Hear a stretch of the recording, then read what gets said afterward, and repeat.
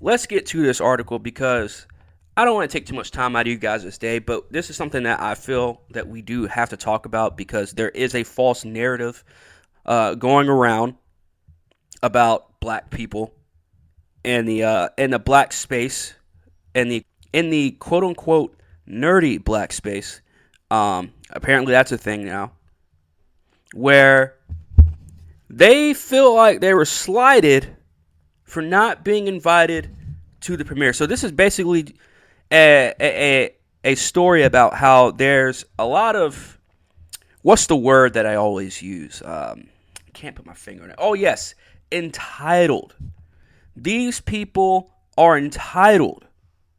And they feel so entitled that when they don't get invited to a Black Panther premiere, they will go on social media to their hundreds of thousands of followers, if even that. One girl has over a million. And they're going to go on TikTok, Snapchat, or whatever and start crying about it. Does that sound familiar? So, shout out to Mark with the C, because I would not have found this article if it weren't for him. So let's go down here to this article. Look, I'm not going to be going over this entire article or anything like that, but we got to talk about this. Even if it is just for a couple minutes, we have to talk about this. Marvel snubs black female creators at premiere event. Uh-oh. Last week, when Black Panther Wakanda Forever premiered on October 26th, black and brown people everywhere were excited.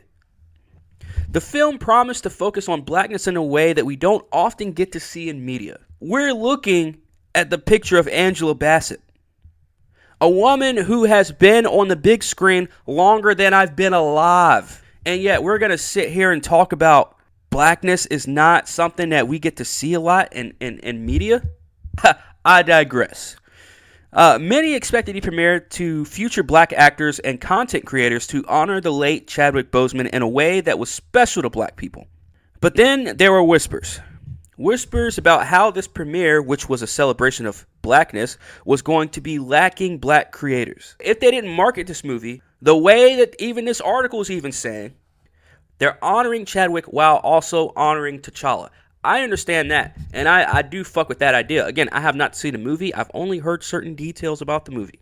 Quickly, black female creators took to social media to tell their side of the story. Okay, so there's a side of a story that they have to tell us with all of this. Writer Karama Horn, a.k.a. the Blurred Girl, made a post about how, despite writing a Black Panther book that became canon, she wasn't invited to the premiere of Wakanda Forever. Aww. Anyways, despite feeling shorted, however, she made it clear she was still grateful for the opportunity. Using the popular win-win audio. See, it's just weird TikTok shit, whatever. TikToker Amanda Castrillo, a.k.a. Amanda Just Be Vibin', is a popular creator who specializes in nerdy content.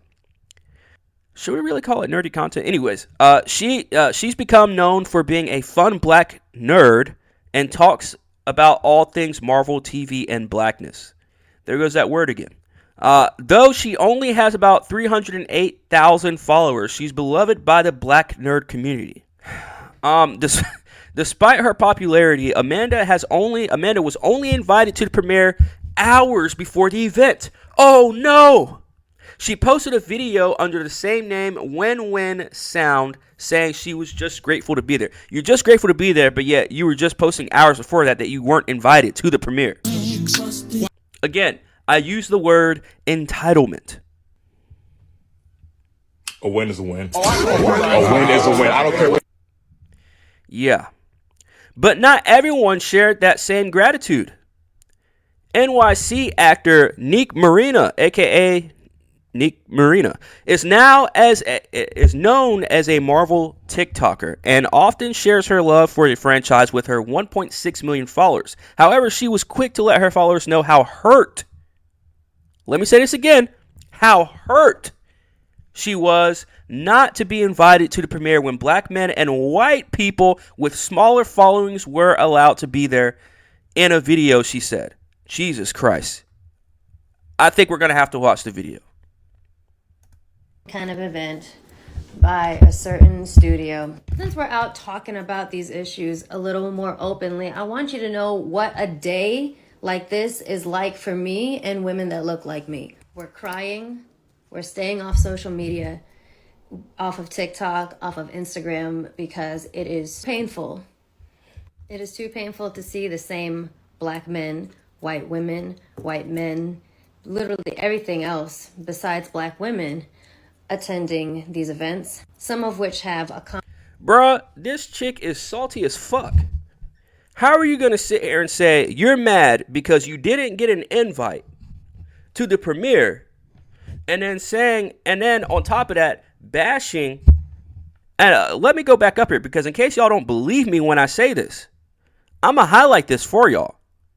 Black men, not just black men, saying and white people. Fam, I don't know if you know this, Neek Marino or whatever the fuck your name is. There's white people that produce this film.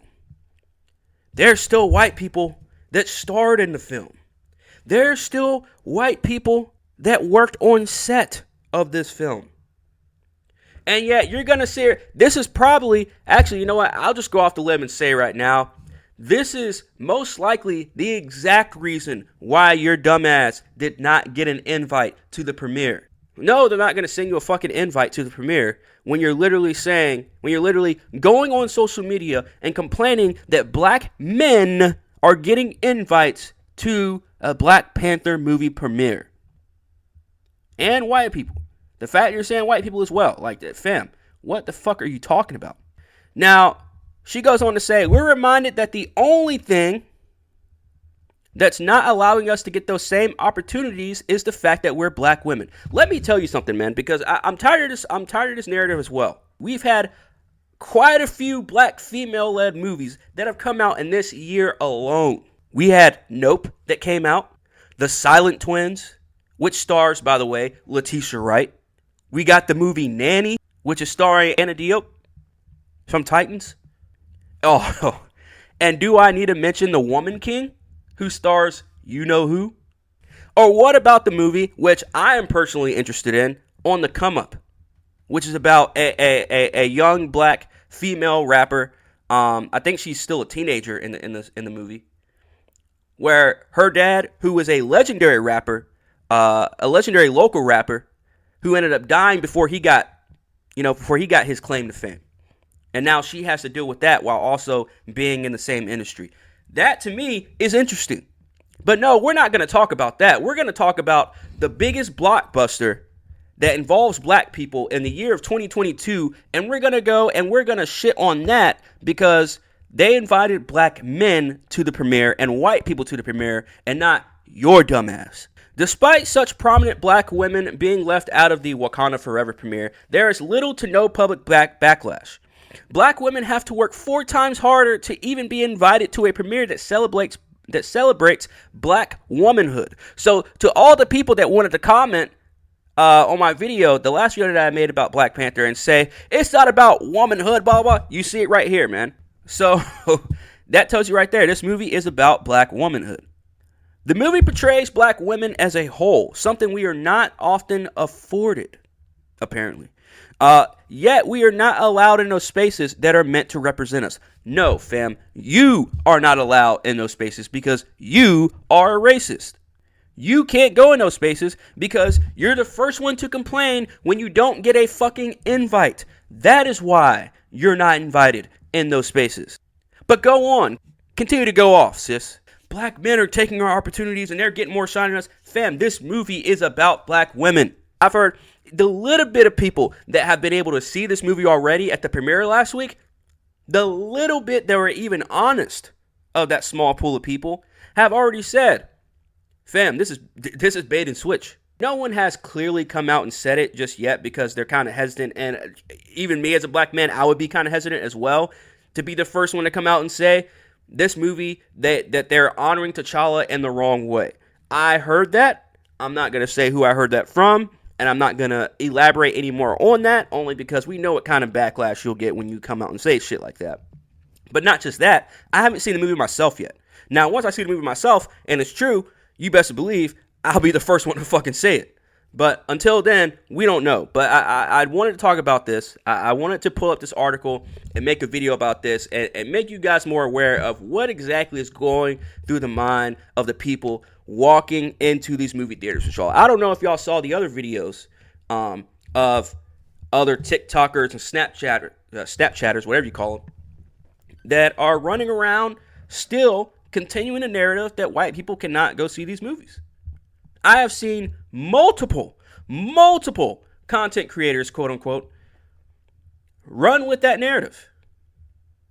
But anyways, man, like I said, I don't want to take up too much time of y'all's day. I just wanted to bring this to y'all's attention like I do everything that I post on this channel. But anyways, man, make sure you guys hit that like and that subscribe. Make sure you guys hit that notification bell as well, because you never know when your boy is going to be dropping a video or going live. It's your boy Corn. It's Half-Ass Pod, and I am OUT.